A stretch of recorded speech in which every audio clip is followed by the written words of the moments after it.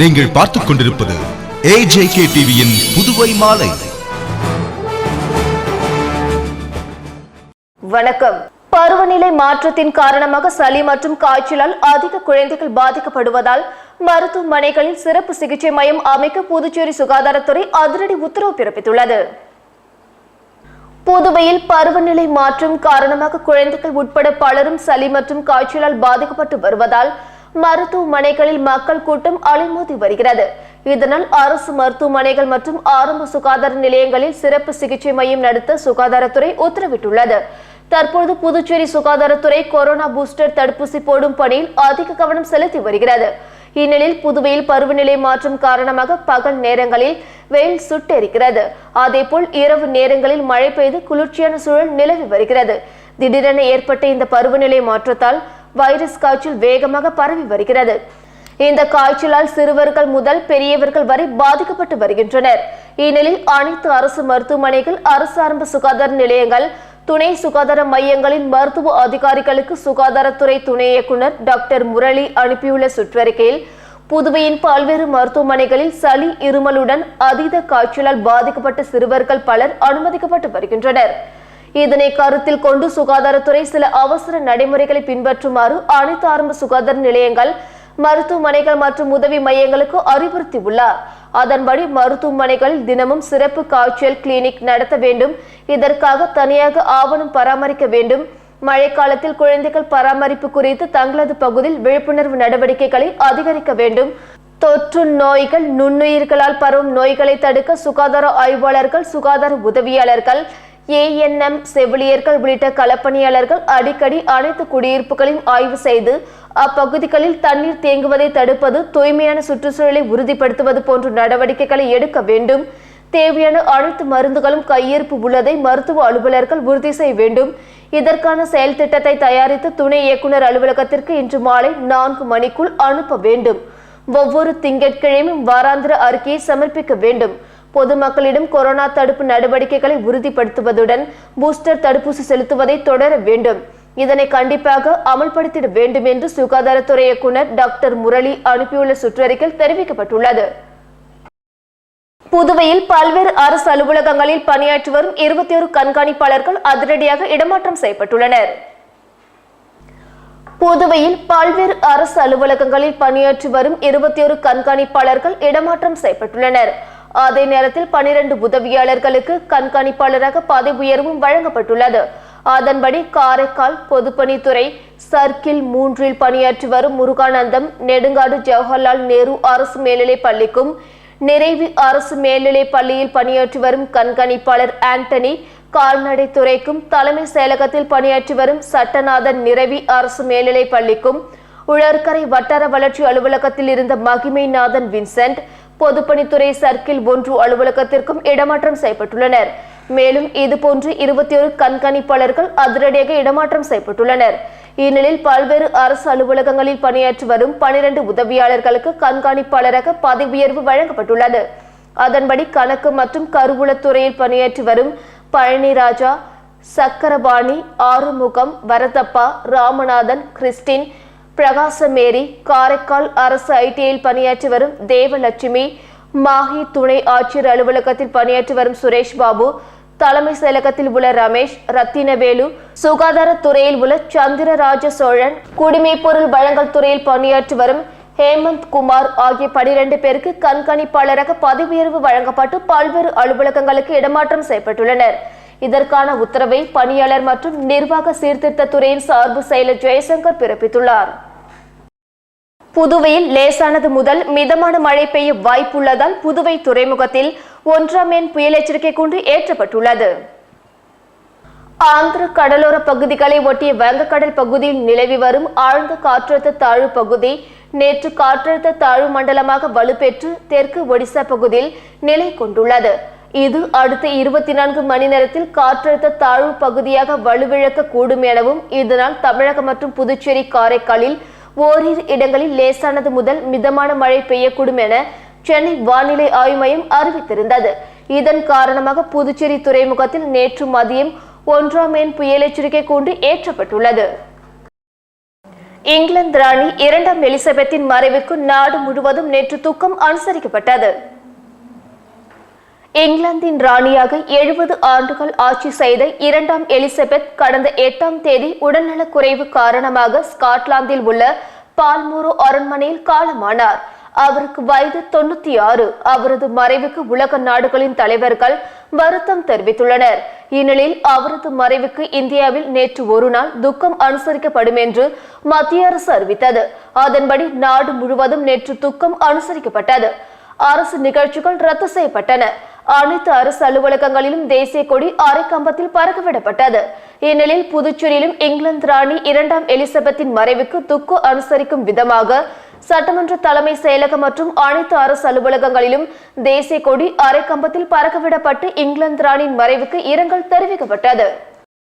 மகாகவி பாரதியார் நினைவு நாளை முன்னிட்டு ஆளுநர் மாளிகை அருகே உள்ள அவரது சிலைக்கு அரசு சார்பில் முதல்வர் ரங்கசாமி, சபாநாயகர் செல்வம் ஆகியோர் மாலை அணிவித்து மரியாதை செலுத்தினர்.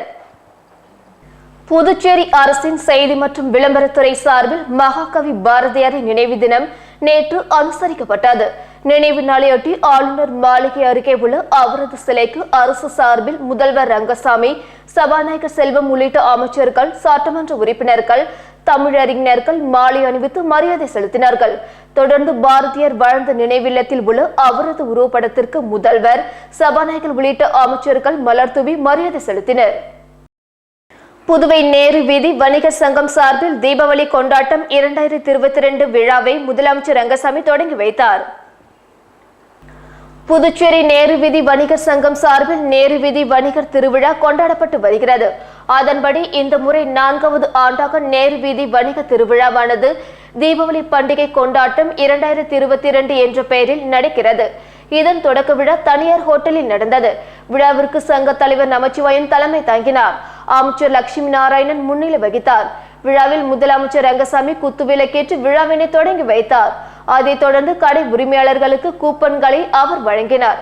விழாவில் முதலமைச்சர் ரங்கசாமி பேசுகையில், நேரு வீதியில் அனைத்து பொருட்களும் கிடைக்கும். இங்கு கடலூர், விழுப்புரம், திண்டிவனம் உள்ளிட்ட பல்வேறு பகுதிகளில் இருந்து பொருட்கள் வாங்கி செல்கிறார்கள். இங்குள்ள வியாபாரிகள் தமிழக மக்களின் நம்பிக்கையை பெற்றுள்ளனர். புதுச்சேரி சிறந்த மாநிலமாக திகழ வேண்டும். சுற்றுலாவை மேம்படுத்த பல்வேறு திட்டங்கள் கொண்டுவரப்பட உள்ளது. வியாபாரிகளுக்கு எப்போதும் அரசு துணை நிற்கும் என்றார். புதுச்சேரி மின்துறை சார்பில் மின் நுகர்வோர் குறைதீர் கூட்டம் நாளை நடைபெற உள்ளது. இது தொடர்பாக புதுச்சேரி மின்துறை நகர கோட்ட செயற்பொறியாளர் கனியமுதன் வெளியிட்டுள்ள செய்திக்குறிப்பில், புதுச்சேரி மின்துறை சார்பில் நாளை 13ஆம் தேதி காலை 11 மணி முதல் மதியம் 1 மணி வரை முருங்கப்பாக்கம் இயக்குதல் மற்றும் பராமரித்தல் அலுவலகத்தில் மின் நுகர்வோர் குறைதீர் மையம் நடத்தும் மின் நுகர்வோர்களின் உரிமைகள் பற்றி விழிப்புணர்வு மற்றும் கலந்துரையாடல் ஏற்பாடு செய்யப்பட்டுள்ளது. முருங்கப்பாக்கம் மின் நுகர்வோர்கள் இந்நிகழ்ச்சியில் கலந்து கொண்டு பயன்பெறுமாறு புதுவை மின்துறை நகரக்கோட்ட செயற்பொறியாளர் கனியமுதன் அந்த செய்திக்குறிப்பில் தெரிவித்துள்ளார். விழுப்புரம் மாவட்டம் வானூர் சட்டமன்ற தொகுதிக்குட்பட்ட பெரம்பை கிராமத்தில் பாம்புகள் ஒன்றுடன் ஒன்று பின்னி பிணைந்து நடனமாடிய காட்சி காண்போரை கவர்ந்தது. புதுச்சேரி மாநிலம் வில்லியனூர் அருகே விழுப்புரம் மாவட்டம் வானூர் சட்டமன்ற தொகுதிக்குட்பட்ட பெரம்பை கிராமம் மாரியம்மன் கோவில் பகுதியில் வீடுகள் அருகருகே இருந்தாலும் அதற்கு பக்கத்தில் ஆங்காங்கே புதர்கள் உள்ளன. அந்த பகுதியில் 6 அடி உயரமுள்ள பாம்புகள் 2 ஒன்றுடன் ஒன்று பின்னி பிணைந்து நடனம் ஆடுவது போல் அசைந்தாடி கொண்டிருந்தன. அப்பொழுது சாலையில் சென்று கொண்டிருந்தவர்கள் மற்றும் அக்கம் பக்கத்தில் இருந்தவர்கள் அதை கண்டு தங்கள் செல்போன்களில் படம் பிடித்தும் வீடியோ எடுத்தும் பார்த்தும் ரசித்தனர். சுமார் 1.5 மணி நேரத்திற்கு மேலாக நீடித்த இந்த நடன காட்சி அப்பகுதி மக்களை வியப்பில் ஆழ்த்தியது. இந்த காட்சி தற்போது சமூக வலைதளங்களில் வைரலாகி வருகிறது. புதுச்சேரி வில்லியனூர் சட்டமன்ற தொகுதிக்குட்பட்ட ஒதியம்பட்டு பகுதியில் தார் சாலை அமைக்கும் பணியினை சட்டமன்ற உறுப்பினர் சிவா ஆய்வு செய்தார். புதுச்சேரி முருங்கப்பாக்கம் முதல் கொம்பாக்கம் ஒதியம்பட்டு வழியாக வில்லியனூர் வரையிலான சாலை மிகவும் சேதமடைந்து போக்குவரத்திற்கு பயன்படுத்த முடியாத நிலையில் இருந்து வந்தது. கடந்த 16 ஆண்டுகளுக்கு பிறகு தற்போது புதிய தார் சாலை அமைக்கப்பட்டு வருகிறது. அதனை வில்லியனூர் சட்டமன்ற உறுப்பினரும் எதிர்க்கட்சி தலைவருமான சிவா தலைமையில் ஒதியம்பட்டு பகுதியில் நடைபெற்று வந்த சாலை போடும் பணியினை பார்வையிட்டு ஆய்வு செய்யப்பட்டது. இதில் இப்பகுதியில் உள்ள அவசியமற்ற வேக தடைகளை அகற்றி தரமான முறையில் சாலை அமைத்திட வேண்டுமென அதிகாரிகளிடம் வலியுறுத்தப்பட்டது. மேலும் இப்பணியின் போது பொதுப்பணித்துறை பொறியாளர் ஜெயராமன், இளநிலை பொறியாளர் மனோகர் மற்றும் திமுக தொண்டரணி செயலாளர் ராமசாமி, விவசாய தொழிலாளர் அணி நிர்வாகி செல்வநாதன், ஆதி திராவிடர் துணை அமைப்பாளர் கலியமூர்த்தி மற்றும் கழக நிர்வாகிகள் மூர்த்தி, குலசேகரன், மணிகண்டன், ரமணன், தர்மராஜ், முருகன், இளஞ்செழியன், பாண்டியன், பாலு, விநாயகம், அறிவுத்திரி, ஆனந்த் உள்ளிட்ட கழக நிர்வாகிகள், பொதுமக்கள் பலர் உடனிருந்தனர். புதுச்சேரி கதிர்காமத்தில் உள்ள இந்திரா காந்தி அரசு மருத்துவக் கல்லூரி மற்றும் ஆராய்ச்சி நிறுவனத்தில் நடைபெற்ற முதலாம் ஆண்டு புதுச்சேரி மற்றும் தமிழ்நாடு மாநில அவசர சிகிச்சை கருத்தரங்கில் அவசர சிகிச்சைகள் தொடர்பான செயல் விளக்கங்கள் செயல்முறையுடன் விளக்கப்பட்டது. புதுச்சேரி கதிர்காமத்தில் உள்ள இந்திரா காந்தி அரசு மருத்துவக் கல்லூரி மற்றும் ஆராய்ச்சி நிறுவனத்தில் முதலாம் ஆண்டு புதுச்சேரி மற்றும் தமிழ்நாடு மாநில அவசர சிகிச்சை கருத்தரங்கு நடைபெற்றது. புதுச்சேரி மற்றும் தமிழ்நாடு அவசர சிகிச்சை பிரிவின் செயலர் மருத்துவர் சுரேந்தர் தலைமையில் நடைபெற்ற இந்த கருத்தரங்கை முதலமைச்சர் ரங்கசாமி தொடங்கி வைத்தார். கருத்தரங்கின் இரண்டாம் நாளில் நவீன மருத்துவ கருவிகளை இயக்கம் மற்றும் அதன் செயல்முறை பற்றி விளக்கமளிக்கப்பட்டது. இந்த விளக்க கருத்தரங்கில் 300க்கும் மேற்பட்ட மருத்துவ நிபுணர்கள், மருத்துவ மாணவர்கள் மற்றும் மருத்துவ துணை நிபுணர்கள் கலந்து கொண்டு செயற்கை சுவாசம் எனப்படும் வென்டிலேட்டர், அல்ட்ரா சவுண்ட் மற்றும் பல நவீன தொழில்நுட்பங்கள் குறித்தும் அதன் செயல்முறை விளக்கமும் நடைபெற்றது. தொடர்ந்து நடைபெற்ற நிறைவு விழாவில் கலந்து கொண்டு அனைவருக்கும் சான்றிதழ்கள் வழங்கப்பட்டன. பின்னர் செய்தியாளர்களுக்கு பேட்டியளித்த மருத்துவர், இந்த கருத்தரங்கில் கலந்து கொண்ட மருத்துவர்கள் தங்களின் கருத்துக்களை பகிர்ந்து கொண்டனர் என்றும், மேலும் அறுவை சிகிச்சைகள் தொடர்பான செயல் விளக்கங்களும் அளிக்கப்பட்டதாகவும், புதுச்சேரி மற்றும் தமிழகத்தில் அவசர சிகிச்சை பிரிவை விரிவுபடுத்தும் நோக்கில் தமிழகத்தில் உள்ள திறமையான மருத்துவர்கள், முதுநிலை மருத்துவ மாணவர்கள் கலந்து கொண்டு அவசர சிகிச்சையின் முக்கியத்துவம் குறித்து விளக்கினர். மேலும் அதிநவீன சிகிச்சை முறைகளான எக்மோ, டொரோகோட்டாமி குறித்தும் அவற்றை எப்படி கையாளுவது குறித்து விளக்கியதாக தெரிவித்தார். புதுச்சேரி நீதிமன்றத்திலிருந்து சிறைச்சாலைக்கு விசாரணை கைதி ஒருவர் 15 சென்டிமீட்டர் நீளமுள்ள கஞ்சா பொட்டலத்தை ஆசன வாயில் மறைத்து கடத்தி செல்ல முயற்சி செய்த போது போலீசில் சிக்கிய சம்பவம் பரபரப்பை ஏற்படுத்தியுள்ளது. புதுச்சேரி காலாப்பட்டில் உள்ள மத்திய சிறைச்சாலையில் 350க்கும் மேற்பட்ட தண்டனை கைதிகள் மற்றும் விசாரணை கைதிகள் உள்ளனர். இதில் விசாரணை கைதிகள் 15 நாட்களுக்கு ஒருமுறை நேரடியாக நீதிமன்றத்தில் காவல்துறையினர் ஆஜர்படுத்தி மீண்டும் சிறைச்சாலைக்கு கொண்டு வர வேண்டும். அவ்வாறு மங்கலம் காவல் நிலையத்தில் போக்சோ சட்டத்தில் கைது செய்யப்பட்ட முருகன் என்பவர் நீதிமன்றத்தில் 9ஆம் தேதி ஆஜர்படுத்தப்பட்டார். அவருடன் வில்லியனூர் காவல் நிலையத்தில் கொலை வழக்கில் கைது செய்து சிறையில் அடைக்கப்பட்ட தடி ஐயனாரும் சென்று உள்ளார். தடி ஐயனாரின் அறிவுறுத்தலின்படி முருகன் கழிவறைக்கு செல்ல வேண்டும் என்று கூறி சென்றுள்ளார். அப்பொழுது ஆசன வாய்க்குள் 15 சென்டிமீட்டர் அளவுக்கு பிளாஸ்டிக்கில் சுற்றி 50 கிராம் கஞ்சா பொட்டலத்தை எடுத்து வைத்துக் கொண்டார். மீண்டும் இருவரும் சிறைச்சாலைக்கு வந்தபோது முருகனின் நடையில் மாற்றம் இருந்தது. இதனை பார்த்து சிறை காவலர் ஷாஜகான் பரிசோதித்த போது விசாரணை கைதி முருகன் கஞ்சா பொட்டலத்தை ஆசனவாயில் வைத்திருப்பதை கண்டறிந்து சிறை கண்காணிப்பாளர் பாஸ்கரிடம் தெரிவித்தார். இதனைத் தொடர்ந்து சிறை ஊழியர்கள் பரிசோதனை செய்ததில் சுமார் 15 சென்டிமீட்டர் அளவிற்கு கஞ்சா பொட்டலத்தை கைப்பற்றினார்கள். இது தொடர்பாக காலாப்பட்டு காவல் நிலையத்தில் சிறை கண்காணிப்பாளர் பாஸ்கர் புகார் அளித்தார். இதனைத் தொடர்ந்து தடை செய்யப்பட்ட கஞ்சாவை மிகவும் பாதுகாப்புக்குரிய நீதிமன்ற வளாகத்தின் கழிவறையில் வைத்தது, சிறைச்சாலைக்குள் கொண்டு வர முயற்சி செய்தது என முருகன் மற்றும் அவருக்கு உத்தரவிட்ட தடி ஐயனார் மீது காலாப்பட்டு காவல் நிலையத்தில் வழக்கு பதிவு செய்யப்பட்டுள்ளது பெரும் பரபரப்பை ஏற்படுத்தியுள்ளது. அதே நேரத்தில் புதுச்சேரி சிறையில் கஞ்சா புழக்கம் அதிகம் இருப்பதாகவும் புகார் எழுந்துள்ளது. விடுதலை சிறுத்தை கட்சி தலைவர் திருமாவளவனின் 60வது மணி விழாவை முன்னிட்டு பல்வேறு போட்டிகள் நடத்தப்பட்டு பரிசுகள் வழங்கும் நிகழ்ச்சி பெருங்கலூர் கிராமத்தில் நடைபெற்றது.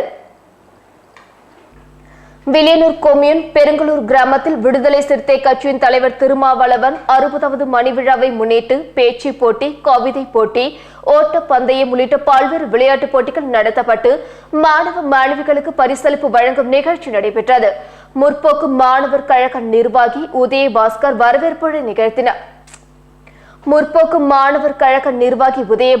வரவேற்புரை நிகழ்த்தினார். விடுதலை சிறுத்தை கட்சி தொகுதி பொருளாளர் பக்ரிசாமி தலைமை தாங்கினார்.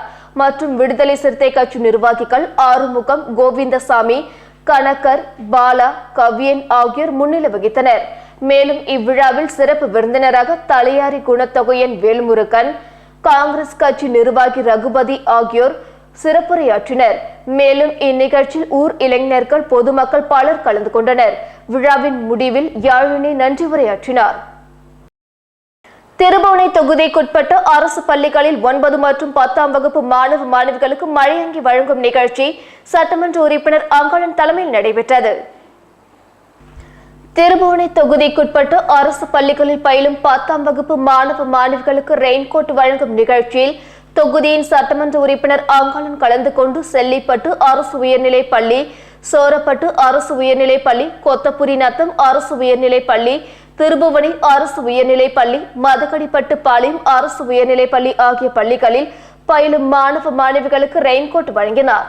நிகழ்ச்சியில் அந்தந்த பள்ளி தலைமை ஆசிரியர் மற்றும் ஆசிரியர்கள் உடனிருந்தனர். அதனைத் தொடர்ந்து புதுச்சேரி மாநிலம் திருபுவனை தொகுதிக்குட்பட்ட திருவண்டார் கோவில் சின்னப்பேட் பகுதியில் நீண்ட காலமாக உயர் மின்னழுத்த கம்பிகள் வீடுகளின் அருகே இருந்ததை அகற்றும் பணிக்காக ரூபாய் 8,09,000 மதிப்பீட்டில் ஆதி திராவிடர் நலத்துறை நிதியின் மூலம் நிதியை பெற்று பூமி பூஜையும், அதனைத் தொடர்ந்து நல்லூர் பேட் இலவச மனைப்பட்ட வழங்கப்பட்ட பகுதிகளில் குறைந்த மின்னழுத்த கம்பிகளை அகற்றி மறு அழிவை செய்து புதிய மின் கம்பிகளை அமைப்பதற்காக ஆதி திராவிடர் நலத்துறை நிதியின் மூலமாக ரூபாய் 4,44,000 மதிப்பீட்டில் பூமி பூஜையை தொகுதியின் சட்டமன்ற உறுப்பினர் அங்காளன் பங்கேற்று துவக்கி வைத்தார். இந்நிகழ்ச்சியின் போது மின்துறை உதவி பொறியாளர் பேரம்பலம் மற்றும் இளநிலை பொறியாளர் ராதாகிருஷ்ணன் மற்றும் சட்டமன்ற உறுப்பினரின் ஆதரவாளர்கள் கலந்து கொண்டனர். புதுச்சேரி மாநிலத்தில் கொரோனா தொற்றால் புதிதாக 63 பேர் பாதிக்கப்பட்டுள்ளனர். இது தொடர்பாக புதுச்சேரி சுகாதாரத்துறை வெளியிட்டுள்ள செய்திக்குறிப்பில், புதுச்சேரி மாநிலத்தில் நேற்று காலை 10 மணியுடன் நிறைவடைந்த 24 மணி நேரத்தில் 720 பேருக்கு கொரோனா பரிசோதனை செய்யப்பட்டது. இதில் புதுவையில் 46 நபர்கள், காரைக்காலில் 17 நபர்கள் என மொத்தம் 63 பேருக்கு கொரோனா தொற்று இருப்பது கண்டறியப்பட்டுள்ளது. இதனால் தொற்று பாதிப்பு விகிதம் 8.75% உள்ளது. ஏனா மற்றும் மாகியில் யாரும் புதிதாக தொற்றால் பாதிக்கப்படவில்லை. தற்பொழுது புதுச்சேரி மாநிலத்தில் தொற்றால் பாதிக்கப்பட்டு 336 பேர் சிகிச்சை பெற்று வருகின்றனர். ஜிப்மர் மருத்துவமனையில் ஒருவரும், கோரிமேடு அரசு மார்பு நோய் மருத்துவமனையில் 6 பேரும், கோவிட் கேர் சென்டரில் 4 பேர் என மொத்தம் 11 பேர் மருத்துவமனைகளில் சிகிச்சை பெற்று வருகின்றனர். வீட்டில் 325 பேர் தனிமைப்படுத்தப்பட்டுள்ளனர். அதே நேரத்தில் நேற்று 38 பேர் தொற்றிலிருந்து குணமடைந்துள்ளனர். மேலும் நேற்று காலை 10 மணியுடன் முடிவடைந்த 24 மணி நேரத்தில் ஒரே நாளில் 6,365 கொரோனா தடுப்பூசிகள் செலுத்தப்பட்டுள்ளதாக சுகாதாரத்துறை தனது செய்திக்குறிப்பில் தெரிவித்துள்ளது. புதுச்சேரி அரியாங்குப்பத்தில் உள்ள பழமை வாய்ந்த ஆரோக்கிய அன்னை ஆலயத்தின் 332ஆம் ஆண்டு பெருவிழாவை முன்னிட்டு நடைபெற்ற ஆடம்பர தேர்பவனில் 1000க்கும் மேற்பட்ட திரளான கிறிஸ்தவர்கள் மட்டுமின்றி பல்வேறு தரப்பு பொதுமக்களும் கலந்து கொண்டனர். புதுச்சேரி அரியாங்குப்பத்தில் பிரசித்தி பெற்ற புனித ஆரோக்கிய அன்னை ஆலயம் 1690ஆம் ஆண்டு பிரெஞ்சு அரசின் அனுமதியுடன் கத்தோலிக்க சிரியர்களால் கட்டப்பட்டு வழிபாட்டு தலமாக அருள்பாலித்து வந்த இந்த ஆலயத்தின் 332ஆம் ஆண்டு பெருவிழா கடந்த 2ஆம் தேதி கொடியேற்றத்துடன் தொடங்கியது. இதனையொட்டி தினம்தோறும் காலை மாலை சிறப்பு திருப்பலிகள் நடைபெற்றன. நேற்று காலை கடலூர் புதுச்சேரி உயர்மறை மாவட்ட பேராயர் பிரான்சிஸ் கலிஸ்ட் தலைமையில் சிறப்பு கூட்டு திருப்பலி நடைபெற்றது. தொடர்ந்து விழாவின் முக்கிய நிகழ்வான ஆடம்பர தேர்பவனி நேற்றிரவு நடைபெற்றது. இதில் பங்கு தந்தை ஜோசப் அருமை செல்வம் தலைமையில் சிறப்பு கூட்டு திருப்பலியும், அதனைத் தொடர்ந்து ஆடம்பர தேர்பவனி மிக சிறப்பாக நடைபெற்றது. அலங்கரிக்கப்பட்ட திருத்தேரில் ஆரோக்கிய அன்னையின் சொரூபம் வைக்கப்பட்டு தேர்பவனி நடைபெற்றது. ஆலயத்திலிருந்து தொடங்கிய தேரானது முக்கிய வீதிகளின் வழியாக சென்று மீண்டும் பேராலயத்தை வந்தடைந்தது. இதில் சட்டமன்ற உறுப்பினர் பாஸ்கர் என்கிற தட்சிணாமூர்த்தி உள்பட திரளான கிறிஸ்தவர்கள் மட்டுமின்றி அனைத்து தரப்பு பொதுமக்களும் கலந்து கொண்டு அன்னையை தரிசனம் செய்தனர். காங்கிரஸ் கட்சியின் முன்னாள் மாநில துணைத் தலைவர் விநாயகமூர்த்தி அவர்களின் 2ஆம் ஆண்டு நினைவஞ்சலி அரியாங்குப்பம் பகுதியில் அனுசரிக்கப்பட்டது. புதுச்சேரி மாநில முன்னாள் காங்கிரஸ் கட்சி துணைத் தலைவர் விநாயகமூர்த்தி அவர்களின் 2ஆம் ஆண்டு நினைவஞ்சலி மாநில காங்கிரஸ் பொதுச் செயலாளர் சங்கர் தலைமையில் வட்டார காங்கிரஸ் தலைவர் ஐயப்பன், சிவராமகிருஷ்ணன் ஆகியோர் முன்னிலையில் அனுசரிக்கப்பட்டது. இந்நிகழ்ச்சியில் அரியாங்குப்பம் வீராம்பட்டினம் சாலை சந்திப்பில் அலங்கரித்து வைக்கப்பட்டிருந்த அன்னாரது திருவுருவ படத்திற்கு புதுவை மாநில காங்கிரஸ் கட்சி தலைவர் ஏவி சுப்பிரமணியன், முன்னாள் முதல்வர் நாராயணசாமி, முன்னாள் அமைச்சர் கந்தசாமி, முன்னாள் அரசு கொறடா அனந்தராமன் ஆகியோர் சிறப்பு விருந்தினராக கலந்து கொண்டு அன்னாரது திருவுருவ படத்திற்கு மலர் தூவி அஞ்சலி செலுத்தினர். மேலும் ஏழை பெரியவர்களுக்கு அன்னதானமும் வேட்டியும் வழங்கப்பட்டது. அதனைத் தொடர்ந்து அவரது இல்லத்திலும் அஞ்சலி செலுத்தும் நிகழ்ச்சி நடைபெற்றது. மேலும் இப்பகுதியில் உள்ள ஆதரவற்றோர் இல்லங்களிலும் அன்னதானம் வழங்க ஏற்பாடு செய்யப்பட்டது.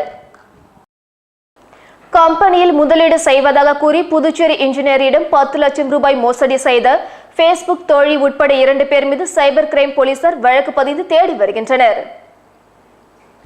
புதுச்சேரி ரெட்டியார்பாளையம் கம்பன் நகரை சேர்ந்தவர் பால விஸ்வநாதன். இன்ஜினியரான இவர் சென்னையில் உள்ள IT கம்பெனியில் வேலை செய்து வருகிறார். கொரோனா காலம் என்பதால் கடந்த ஆண்டு இவர் வீட்டிலிருந்தே பணி செய்து வந்தார். அப்பொழுது Facebook மூலமாக டெல்லியை சேர்ந்த கிருத்திகா என்ற பெண் பழக்கமானார். அந்த பெண் தான் ஒரு கம்பெனி நடத்தி வருவதாகவும் அதில் முதலீடு செய்தால் அதிக வருவாய் கிடைக்கும் என ஆசை வார்த்தை கூறியுள்ளார். இதனை நம்பிய பால விஸ்வநாதன் ரூபாய் 10 லட்சத்தை அனுப்பி அதில் டெபாசிட் செய்துள்ளார். ஆனால் அதற்கான வருமானத்தை கிருத்திகா தரவில்லை. மேலும் அவரிடமிருந்து எந்த தொடர்பும் இல்லை. அதன் பிறகு தான் ஏமாற்றப்பட்டதை பால விஸ்வநாதன் உணர்ந்துள்ளார். இது குறித்து அவர் புதுச்சேரி சைபர் கிரைம் காவல் நிலையத்தில் நேற்று முன்தினம் புகார் அளித்தார். அதன் பெயரில் கிருத்திகா, அவரது கூட்டாளி நிதின் என்கிற வருண் குப்தா ஆகிய 2 பேர் மீது இன்ஸ்பெக்டர் மனோஜ் வழக்கு பதிந்து விசாரணை மேற்கொண்டு வருகிறார். புதுச்சேரி புதிய பேருந்து நிலையத்தில் பயணியிடம் இருந்து 10,000 மதிப்பிலான செல்போனை திருடிய சென்னை வாலிபர் கைது செய்யப்பட்டார். சென்னை மதுரவாயில் அபிராமி நகரை சேர்ந்தவர் முருகன். லிப்ட் ஆபரேட்டரான இவர் கடந்த 9ஆம் தேதி புதுவை ரெட்டியார்பாளையத்துக்கு லிப்ட் ஆபரேட்டிங் வேலைக்காக வந்தார். பின்னர் அன்று மதியம் சென்னை திரும்புவதற்காக புதுவை புதிய பேருந்து நிலையத்தில் PRTC புக்கிங் கவுண்டர் முன்பு பேருந்துக்காக காத்திருந்தார். அப்பொழுது அவரிடம் இருந்த 10,000 மதிப்பிலான செல்போனை பக்கத்தில் அமர்ந்திருந்த நபர் திருடி சென்றார். ஆனால் இதை முருகன் அறியவில்லை. சென்னை சென்றபோதுதான் தனது செல்போன் திருடு போனது தெரிய வந்தது. இதையடுத்து அவர் புதுவை வந்து உருளையன்பேட்டை காவல் நிலையத்தில் புகார் அளித்தார். இன்ஸ்பெக்டர் பாபுஜி தலைமையிலான போலீசார் வழக்கு பதிந்து CCTV கேமராவில் பதிவான காட்சிகளை கொண்டு விசாரணை நடத்தினர். இதில் முருகனிடம் செல்போன் திருடியது சென்னை அயனாவரம் பகுதியை சேர்ந்த விவேக் என்பது தெரிய வந்தது. இதையடுத்து அவரை கைது செய்த போலீசார் அவரிடமிருந்து செல்போனை கைப்பற்றினர். பின்னர் அவரை கோர்ட்டில் ஆஜர்படுத்தி காலாப்பட்டு மத்திய சிறையில் அடைத்தனர். புதுச்சேரி தமிழ் சங்கத்தில் சேயும் திரைப்படத்தின் இசை வெளியீட்டு விழா நடைபெற்றது. ஒயிட் டவுன் பிலிம்ஸ் சார்பில் 93,000 செலவில் முழுக்க புதுச்சேரியில் எடுக்கப்பட்ட சேயும் திரைப்படத்தின் பாடல் வெளியீட்டு விழா மிக கோலாகலமாக புதுவை தமிழ் சங்கத்தில் நடைபெற்றது. இதில் சட்டமன்ற உறுப்பினர் நேரு கலந்து கொண்டு பாடல்களை வெளியிட்டார். AR ராஜேஷ் தயாரிப்பில் கதை நாயகனாக விஜய் முருகன் நடித்திருக்கிறார். ரூபாய் 93,000 எடுக்கப்பட்ட இப்படம் அசிஸ்ட் வேர்ல்டு ரெக்கார்ட் சான்றிதழை பெற்றுள்ளது. சில மாதங்களில் இப்படத்தை OTTயில் ரிலீஸ் செய்வதற்கு தயாரிப்பு நிறுவனம் ஏற்பாடு செய்துள்ளது. புதுச்சேரியில் step in out catwalk சார்பில் மிஷன் மிஸ்டர் 2022 நிகழ்ச்சியொட்டி கடற்கரை விழிப்புணர்வு தூய்மை பணி நடைபெற்றது. புதுச்சேரியில் முதல் முறையாக step in out catwalk சார்பில் மிஷன் மிஸ்டர் 2022 நிகழ்ச்சி கடற்கரை சாலையில் உள்ள கலையரங்கில் நடைபெற உள்ளது. இதனையொட்டி புதுச்சேரியை சார்ந்த பல்வேறு கல்லூரிகளில் பயின்று வரும் மாணவ மாணவிகள் மற்றும் கல்லூரிகளில் பணிபுரியும் ஊழியர்கள் ஒன்றிணைந்து பல்வேறு சமூக பணியை மேற்கொண்டு வருகின்றனர். இதன் ஒரு பகுதியாக புதுச்சேரி கடற்கரையை தூய்மைப்படுத்தும் விழிப்புணர்வு நிகழ்ச்சி கடற்கரை சாலையில் நடைபெற்றது. இதில் கல்லூரி மாணவ மாணவிகள் ஏராளமானோர் கலந்து கொண்டு பொதுமக்களிடம் தூய்மையான புதுச்சேரி என்ற தலைப்பை வலியுறுத்தி கடற்கரை சாலைகள் தூய்மைப்படுத்தும் பணியில் ஈடுபட்டனர். இந்த நிகழ்ச்சியில் ஏராளமான மாணவ மாணவிகள், இளைஞர்கள் விழிப்புணர்வு கடற்கரை தூய்மை பணியில் ஈடுபட்டனர். இந்த அமைப்பானது புதுச்சேரியை சார்ந்த ஃபேஷன் துறையில் சாதிக்க துடிக்கும் மாணவ மாணவிகள், இளைஞர்கள் ஒன்றிணைந்து புதுச்சேரியில் முதல் முறையாக உருவாக்கப்பட்ட அமைப்பு என்பது குறிப்பிடத்தக்கது. தாய்லாந்து நாட்டின் பாங்காக்கில் நடைபெறும் பெத்தான் போட்டிக்கு விளையாட்டு வீரர்கள் தேர்வு அரியங்குப்பத்தில் நடைபெற்றது. தாய்லாந்து நாட்டின் பாங்காக் நகரத்தில் வருகின்ற நவம்பர் மாதம் 10ஆம் தேதி முதல் 14ஆம் தேதி வரை ஆசிய பெத்தான் 4வது APSC ஆண் மற்றும் பெண் பங்கேற்கும் ஜூனியர் மற்றும் சீனியர் சாம்பியன்ஷிப் போட்டி நடைபெறுகிறது. இந்த போட்டியில் 150க்கும் மேற்பட்ட புதுச்சேரி பள்ளி மற்றும் கல்லூரி மாணவர்கள் பங்கேற்க உள்ளனர். இந்நிலையில் அரியாங்குப்பம் காக்கேந்தோப்பு சாந்தா அறக்கட்டளை பள்ளி விளையாட்டு அரங்கத்தில் பெத்தான் போட்டி வீரர்கள் தேர்வு செய்யப்பட உள்ளனர். இதில் தேர்வு செய்யப்படும் பள்ளி மற்றும் கல்லூரி மாணவர்கள் இந்திய அணியின் சார்பில் பாங்காக்கில் நடைபெறும் பெத்தாங் சாம்பியன்ஷிப் போட்டியில் பங்கேற்பார்கள்.